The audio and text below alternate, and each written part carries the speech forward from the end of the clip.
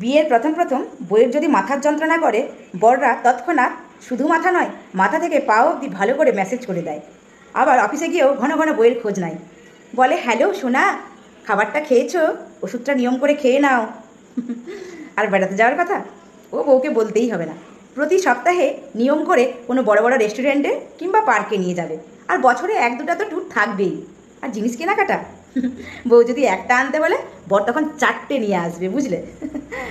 আর বিয়ের 5টা বছর পেরোতে দাও, মানে ওই বরবাবুর মাথা থেকে বিয়ে বিয়ে ঘুরমাটা কেটে যাক, তারপর খেলটা শুরু হয়ে যায়। এটা প্রত্যেকের জীবনেই হয়, বুঝলে? বউর যদি তখন মাথার যন্ত্রণা হয়, বউ যদি বলে, হ্যাঁ গো আমার মাথাটা প্রচণ্ড যন্ত্রণা হচ্ছে, বর তখন উল্টো দিকে মুখ ঘুরিয়ে শুয়ে থাকে।